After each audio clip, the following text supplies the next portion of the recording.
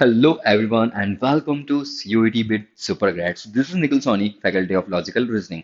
So दोस्तों जैसा कि आप सभी जानते हो हम पिछले कुछ सेशंस से यहाँ पर कोडिंग और डिकोडिंग के बारे में डिस्कस कर रहे हैं जिसमें हमने वन बाय वन हर एक यहाँ पर हमने टॉपिक को बहुत ही क्लियर और अच्छे तरीके से यहाँ पर हम समझते जा रहे हैं जिसमें हमने लेटर कोडिंग समझ चुके हैं, नंबर कोडिंग हमने यहाँ पे डिस्कस कर लिया था, एक मैट्रिक्स कोडिंग स्पेशल वाली थी वो हमने डिस्कस कर लिया था। इसके अलावा एक जो फॉरेन लैंग्वेज कोडिंग है या फिक्टिटियस लैंग्वेज कोडिंग है वो भी हमने बहुत अच्छे तरीके से यहाँ पर डिस्कस कर चुके हैं।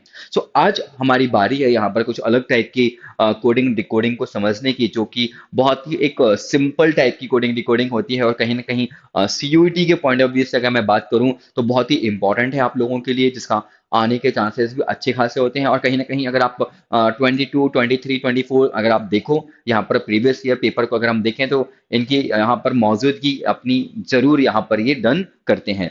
तो इसमें हमारा फर्स्ट क्वेश्चन जो है, फर्स्ट सेट जो है वो बहुत ही सिंपल सा है। एक बार हमें बस इसे रीड करेंगे, समझेंगे इसे क्या बोलते हैं। याद रखना, इसे यहाँ पर सब्स्टिट्यूशन कोडिंग बोला जाता है। क्या कोडिंग बोला जाता है? Substitution coding. अब सब्स्टिट्यूशन कोडिंग का मतलब क्या होता है, बहुत ही ध्यान से समझना कि जैसे कि ये एक मार्कर है, राइट? ये क्या है? एक मार्कर है, राइट? मान लो पेन है, और इस पेन को अब हम, जैसे कि पेन क्या है? एक नाउन ही तो है, एक नाम ही तो दिया है हमने। और इस पेन को अब मैं क्या बोलने लग रहा हूं? मैं पेन को मैंने रिमोट बोल दिया। अभी तक जैसे सपोज आपको ये पेन चाहिए तो आप बोलोगे कि सर आई वॉन्ट पेन, मुझे ये पेन चाहिए। बट अब आपको पेन नहीं बोलना, चाहिए तो आपको यही चीज। नाम हटा दो थोड़ी देर के लिए तो इसका नाम क्या है? जस्ट ब्लैंक है, हाँ या ना? कुछ भी नहीं पता। लेकिन अब इस पेन को हम क्या बोल रहे हैं? सर इस पेन को हम अब रिमोट बोल रहे हैं। तो अगर आपको ये चाहिए तो आपको पेन नहीं, आपको क्या बोलना पड़ेगा? सर रिमोट बोलना पड़ेगा। इसे बोला जाता है सब्स्टिट्यूशन कोडिंग, मतलब एक नाम को किसी दूसरे नाम से सब्स्टिट्यूट कर दिया जाता है, राइट?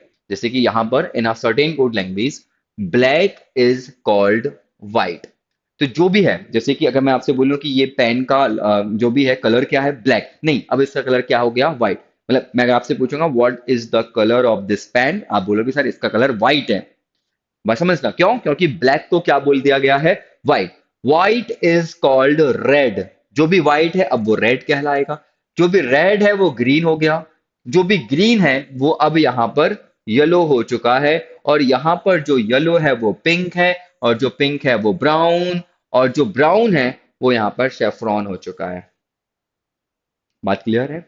एक नाम को, एक कलर को, या किसी भी चीज को एक से दूसरे में यहां पर सब्स्टिट्यूट किया जाता है, तभी इसका नाम सब्स्टिट्यूशन कोडिंग है। अब हमसे जो कलर पूछा है, ये जो भी क्वेश्चन हमसे पूछा है, क्या पूछा है? What is the colour of milk? तो सबसे पहले इन सभी को आप भूल जाओ, इसका मुझे आंसर दो। सिंपल, जो हम सभी जानते हैं, एक जनरल नॉलेज से क्वेश्चन भी बन जाता है कि मिल्क का कलर क्या होता है। तो हम सभी जानते हैं कि सर मिल्क का कलर व्हाइट होता है। तो क्या हमें यहाँ पर व्हाइट को टिक करना है? बिल्कुल भी नहीं। White is called what? White को क्या बोला गया है? तो हम यहाँ पर देखेंगे, व्हाइट इज कॉल्ड, यस। अब आपको ओनली इस पर फोकस करना है, राइट? पूरा आगे तक नहीं जाना। व्हाइट इज कॉल्ड, व्हाइट को क्या बोल देंगे? सर रेड बोलते हैं। It means what is the colour of milk? तो मिल्क का कलर यहां पर क्या हो जाएगा? रेड हो जाएगा। मिल्क का कलर क्या हो जाएगा? रेड हो जाएगा। एक और डाउट यहाँ पे आपका ये बन सकता है कि sir white is called red but red is called green, green is called yellow, yellow is called pink, pink is called brown, brown is called saffron. तो आंसर हमारा सेफ्रॉन होना चाहिए, हाँ या ना? बट ऐसा नहीं है। जिस पर्टिकुलर वर्ड या फिर कलर या फिर वट एवर इट इज, इसे जो भी बोला गया है वही फिर उसका आंसर हमें टिक करना है, वही इसका आंसर होता है। I hope it is clear, right? तो सबसे पहला टास्क क्या है कि जो भी क्वेश्चन हमसे पूछा है उसका जो रियल आंसर है वो आपको पता होना चाहिए। अगर आपको यही नहीं पता कि मिल्क का कलर होता ही क्या है, तो फिर आप इसका आंसर शायद ना दे पाओ। ठीक, तो पहले इसका रियल आंसर आप निकालोगे, फिर जो रियल आंसर है आप ऊपर जाओगे, और फिर उससे क्या बोला गया है वो आपको यहाँ पे देखना है, और फिर आपको इसका आंसर टिक करना है। चलो सेकंड क्वेश्चन की बात करें। What is the colour of human blood? हम जानते हैं ह्यूमन ब्लड का कलर क्या होता है? सर रेड होता है। And red is called what? तो यहाँ पे हम देख सकते हैं red is called green. Red को क्या बोला गया है? Green. So option number C is the correct answer. Option C क्या हो जाएगा? करेक्ट आंसर हो जाएगा। चलिए next. What is the colour of leaf? पत्तियों का कलर क्या होता है? सर वो ग्रीन होता है। और green is called what? Green is called yellow. So the correct answer is option number D, yellow यहाँ पे हो जाएगा। बात समझ में आ रही है? आई होप कि आ रही होगी सभी को, हाँ या ना?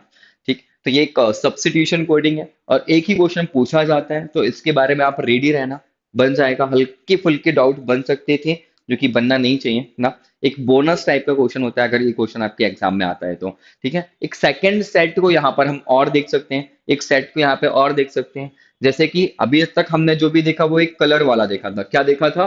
कलर वाला हमने क्वेश्चन देखा। बट ये डाउट भी मत रखना कि हमेशा कुछ कलर भी आता है क्या, नहीं, कुछ भी आ सकता है। जैसे मैं आपसे बोलूं कि bike is called helicopter, helicopter is called train, train is called crew, right? कुछ भी, वट एवर इट इज, कुछ भी बन सकता है।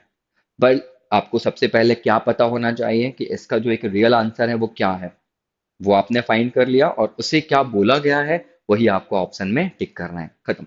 जैसे कि यहाँ पर orange is called butter, butter is called soap, soap is called ink, ink is called honey, honey is called orange.